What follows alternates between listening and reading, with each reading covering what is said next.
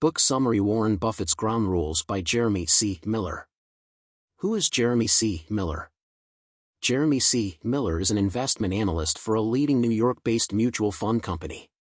He has over 15 years of financial industry experience, having served in various capacities across equity sales and research at several of the world's largest investment banks. Part 1. Chapter 1, Orientation. Stock market will at times go wild and irrational in offering a stock price in the short term, but in the long run, the price of any stock will reflect the economic experience of a business. Buying a stock is same as buying a business. You claim fractional ownership of a business. If the market price of any business, stock, moves below intrinsic value for any extended period of time, market forces will eventually act to correct the undervaluation because, in the long term, the market is efficient. What's going to happen is simply too hard to predict. Therefore, Buffett never tries to predict when a big drop in the market is going to come. Warren Buffett's views on macro variables play no part in investing decision. His main focus has always been whether the current price of a stock is lower than its intrinsic value or not. Chapter 2, Compounding. Compounding is the process of continuously reinvesting gains such that each subsequent gain begins earning a return itself. Einstein is said to have called compound interest the eighth wonder of the world and said that those who understand it, earn it, and those who don't, pay it. Buffett was convinced by his mid-20s that the power of compound interest was going to make him rich. On many occasions, he emphasized the importance of compound interest in long-term investment. In his letter in 1965, he gave an example of compound interest that a $100,000 invested for 20 years at the rate of 12% would turn into $1 million. Chapter 3, Market Indexing, the Do-Nothing Rationale. Majority of the investors who invest on their own or through actively managed mutual fund underperform the market. One of the best investing strategies for investors who are not able to dedicate enough time is to invest in a low-cost index fund. It provides a better return than average market. It is cheap and easy to implement on your own. John Bogle founded the Vanguard 500 Index Fund in 1975 and created the first security that itself owned a slice of every company in S&P 500. Chapter 4, Measuring Up, the Do-Nothings versus the Do-Somethings. Two of the Buffett's 8 ground rules, number 4 and 5, focused on establishing the measurement how and how long in order to select the partners in the Buffett Partnership Limited, BPL. These two rules are so simple, unlike many investment managers, that they still work perfectly well for investors today. Rule number 4, results must be measured relative to the market's Dow Jones Industrial Average. Even though his own goal was to beat the market by at least 10 points, e.g. if market compounded by 7%, he would wish to compound by 17%. Rule number 5, relative performance should be measured on at least a 3 to 5 trailing basis to be relevant, but a 5-year test is even better. Chapter 5, The Partnership, an Elegant Structure. Warren Buffett set a perfect example of a partnership structure that benefits both investors and money managers. The structure of Buffett Partnership Limited, BPL, was based on how Warren Buffett performed. He took a percentage of gains beyond certain threshold profit, 25% of gains beyond 6%. This partnership turned out to be a win-win situation for 2 reasons. Warren Buffett had a stake in the partnership by investing his money, and he would only make money when the returns would be more than 6%. Mutual funds and hedge funds charge a management fee as a fixed percentage of investors' assets ranging from 0.25% to 2% or more per year. The fee is taken irrespective of their performance. And, in most cases, money managers don't have any personal stake or any performance incentives. BPL is a great example of how to align manager incentives and investor objectives. Part 2.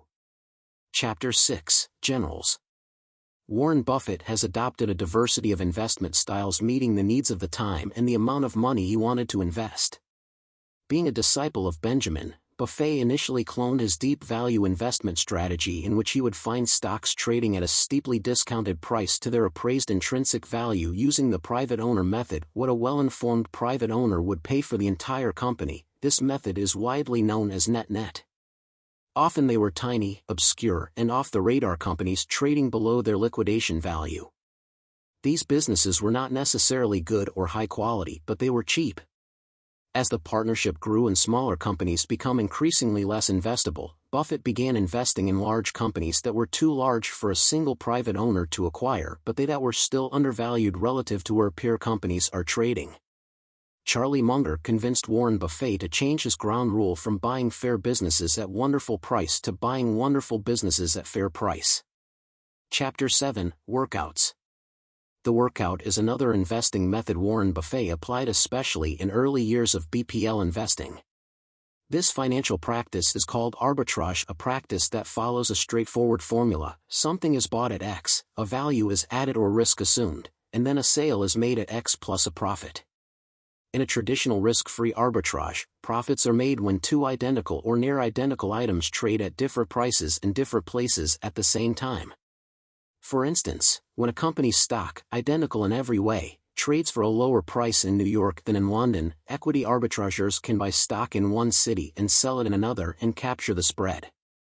But Buffett called workouts for his merger arbitrage investment. When a company announces its intention to purchase another public company, the selling company's stock typically trades up to a level that's close, but not all the way to the announced price. That's where the opportunities lie. Buffett aimed to arbitrage transactions where the spread was sufficiently wide and the probability of the deal actually closing was high. Chapter 8, Controls. Controls strategy focuses on valuing business assets and taking a large position so as to either influence or force decision-making. Buffett executed many controls transactions throughout the BPL. Unless Buffett started with a very large position in the company, his control position started from general's category. In his letters, he taught us through many examples that taking a control position means being in the business than investing in a business. The dominant factors affecting the control valuations are earning power, past and prospective, and asset values. They are not necessarily good business, but their assets' market value less all liabilities exceeds the market price of the stocks. The art in the control strategy is to be able to estimate the worth of assets. The balance sheet doesn't give a true picture as it records the cost, not the market value. Depending on the quality of the business, assets' current market value could be more or less than the cost of purchase. In some control position of companies like Dempster Mills and Sanborn Map Company, Buffett took a confrontational position to increase the value of shareholder value. When you are a minority, you are at the mercy of the existing management and the board of directors. One of the strategies for investors could be who can't take a large position is to invest in generals where other well-known and proven investors are doing the work to improve management decision-making and shareholders' value. Chapter 9, Dempster Diving, the Asset Conversion Play. Dempster was Buffett's first experience jumping into the management of a control with both feet, and by giving a complete account of his investment in Dempster Mills in his partnership letters, he taught us many lessons on valuing the assets of a company. It perfectly captures his early investing process and illuminates how he implemented Graham's quantitative style of investment. The first lesson is to be extremely conservative in valuing the assets so that even a short period of holding will bring adequate returns. Graham set the basis of this method perfectly and advised, as a general rule of thumb, ascribing 100 cents on the dollar to cash, 80 cents on the dollar to receivables, 67 cents on the dollar for inventory, with a wide range depending on the business, and 15 cents on the dollar for fixed assets. In the case of Dempster, the value of their assets, less all liabilities, far exceeded the market price of the stocks it was trading at a momentous discount. Not long after his purchase, Buffett joined the company's board of directors, and he kept buying the stock for the next 5 years. By 1961, he owned 70% of the company. Dempster accounted for roughly 20% of BPL's total assets at year-end. In 1962, Buffett faced a tricky situation of high inventories and rising too fast. He tried to work with existing management but finally had to throw them out as inventories continued to build. The company's bank was worried and threatening to recover its money. On the recommendation of Charlie Munger, Buffett met an operating man, Harry Bottle, and hired him on the spot. Harry did an outstanding job in reducing the inventories from $4 million to $1 million, alleviating the concerns of the bank, cut administrative and selling expenses in half, and closed 5 unprofitable branches. Through running the Dempsters, Buffett taught a second but very important lesson that, operationally, a business can be improved in only 3 ways. 1. Increase the level of sales. 2. Reduce costs as a percentage of sales. 3. Reduce assets as a percentage of sales. Chapter 10. Conservative versus conventional. One of the reasons Buffett has been hugely successful is because he never followed the crowd. He believes that successful investing requires you to do your own thinking and train yourself to be comfortable going against the crowd. In investment, you need to be hubris enough to think you can have insights that are superior to the collective wisdom of the market, humility enough to know the limits of your abilities and to be willing to change course when errors are recognized. In his letter in 1965, he said, "Truly conservative actions arise from intelligent hypotheses, correct facts, and sound reasoning. These qualities may lead to conventional acts, but there have been many times when they have led to unorthodoxy. We derive no comfort because important people, vocal people, or great numbers of people agree with us. Nor do we derive comfort if they don't." One other factor that made Buffett richer than his peers is his focus on the concentrated portfolio. In 1965, he introduced rule number 6 that the partnership can invest up to 40% of its net assets if an opportunity arises. There's nothing wrong with buying 50 or more companies if they can generate the same amount of profit, but it is virtually impossible. A few companies with a rational approach will lead to fortunes. He recommends comparing a new idea to the existing investments. If your idea of investing in a 9th company is not better than your first 8 ideas, stick to the first 8. Chapter 11. Taxes. Investors holding stocks for long-term benefits from the deferred tax liabilities, DTLs.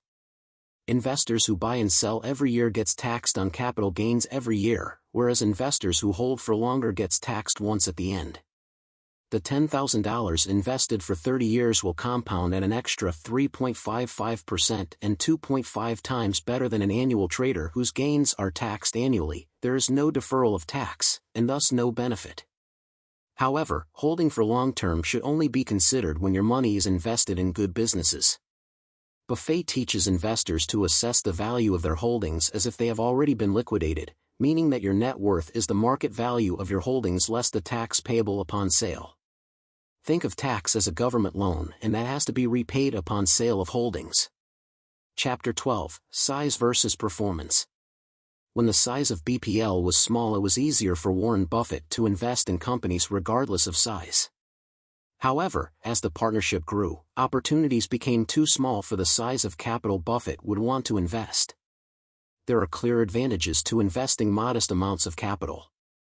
Tiny, obscure, and underfollowed companies tend to be least efficiently priced and offer the most fertile ground for opportunities. Chapter 13. Go or no-go. The market goes through cycles, and sometimes a speculation and bull market cycle could be longer than one could think. When the market is at its peak, all speculators fund becomes a go-go fund as it tends to make lots of money in the short term. In his letters in 1967 and 1968, Warren Buffett mentioned several times that he is running out of quantity and quality of ideas as almost all the companies were trading at above their intrinsic value. Fund managers with their high speculation took the Dow to a new level where Buffett simply could not find enough good ideas to invest and thus decided to close the partnership. Chapter 14. Parting wisdom. In 1969, Buffett decided to close the BPL for 2 reasons. He thought he didn't have enough quality ideas for future investment and he didn't want the pressure of beating market by some percentage points all the time. Buffett went about winding up the partnership in a unique way with a genuine care shown for his partners. He not only recommended an equity manager who he thought was able and is of high integrity, but he also offered his advice on bonds partner can buy if they decide to invest themselves. In addition, he wrote a brief manual for partners who want to invest in bonds themselves. Thank you for watching. Please subscribe, like and share. See you in next videos.